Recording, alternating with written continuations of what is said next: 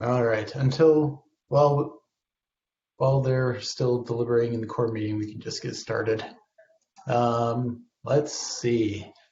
So the only new PR I saw this week that appeared to be performance related is that we are looking at upgrading to the newest RocksDB. There's a lot of fixes, including some data corruption fixes and crashes and assert fixes. So all of that looks really good. There's a number of performance improvements that are listed in various different ways. I'm trying to remember some of the things that were in there from the last release that we were using, but just various things. I think some iterator speedups, some other cache improvements, and just other general performance enhancements. So theoretically, it looks good.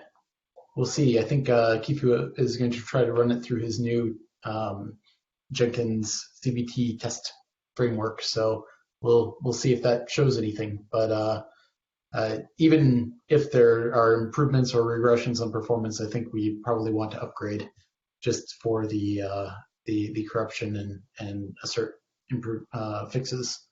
So that looks good. Let's see. Kifu merged his script for classic OSD testing with BlueStore for his Jenkins performance tests. So instead of using MemStore, which was previously being used for classic OSD, now he can use BlueStore, and that's excellent because that's what we want. So that's very good.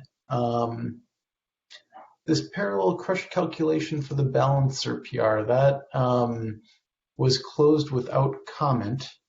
I don't know if that's because it was just kind of sitting there for a while and hadn't been re-reviewed. Sage had previously been reviewing that, but since he's on leave now for a little while, maybe that was just closed because no one else had looked at it yet. I don't know. So anyway, that closed. In terms of updated PRs, there's this one from Adam, Objection Triumphant, that I think, Adam, it looked like maybe you updated that again recently. I saw that maybe there's CephFS tests that theoretically should be done, but since CephFS testing isn't working, what's the thought on that? I'm not sure. There was a particular assert that Patrick wanted me to fix, which I did. Well, I think I did. But it's difficult to tell with FFS tests not working. Okay. So I think I'm just going to make sure that I'm no worse than what Master's doing. Sure. And if I'm no worse than Master, then we should be able to go ahead, I think. Cool. Yeah, I don't know how long it will take to get this FFS test working again, but personally, it seems like if we're talking master, we've got quite a bit of time. Let's just get it in, is my thought. But that's just me. All right, let's see what else. Updated OS BlueStore, optimized the locked BlueStore writing process. Oh, this one. So the deal here is that I think everyone's a little scared because the BlueStore locking is complicated, and previously it was easy to say no because it was breaking. It was not passing tethology tests, so that was an easy answer. But now they've claimed that they were able to fix the problem from before, and it's passing now. So I guess our first job is just to rerun it through Kifu's whip testing suite. And then if it passes, then we have the more difficult job of actually going through, and one of us needs to figure out whether or not this is actually safe, which is going to be harder. So I don't know. I guess Kifu and I will both maybe try to muddle our way through and look at it. But if it is safe, it looked like it was a nice performance improvement. It's just yeah, we probably should do that anyway. Probably one of us needs to actually become familiarize ourselves with the locking here. But anyway, that's on us. So Let's see, what else?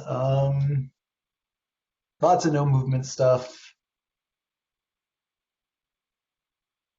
Adam, there's your other one here, the FIFO data log one. And then Sam's C-Store initial PR, that's getting a lot of reviews, but no specific movement this week. My MDS expected files PR, that got some early review from Jan, but hasn't seen much movement lately. I'm working on building on top of that to try and pre-export directories that had fragments created um, as part of the expected files PR here. So the idea there is that you both pre-split the directories into fragments, and then now that you've got a bunch of fragments in advance, instead of using the balancer to try to migrate those around when they're hot, which is kind of when it's hard to do so because they've got files and the MDSs are hot, and so it's taking a long time. There's all kinds of contention already. If you've already pre-fragmented them, well, maybe you could just do a round robin or a hash-based distribution of fragments for a directory that's specifically expected to have lots of files, and maybe the user is also marked that they expect to be hot. So we'll see if that helps. I suspect it will be really fast, but then it's more work for the user to make those provide those hints. So anyway, what else? This reduced memory footprint one from Igor, we need to get that in soon. I think, Kifu's got that with Kifu testing, so hopefully that passed. Um,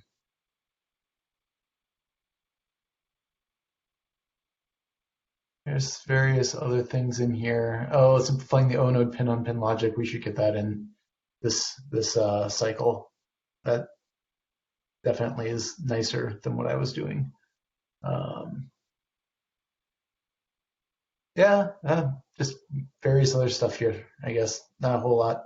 That's interesting. So that's all I really had. There's some other various things kind of going on, but nothing to report at the moment. Um, does anyone else have any PRs they want to discuss or topics they want to discuss this week?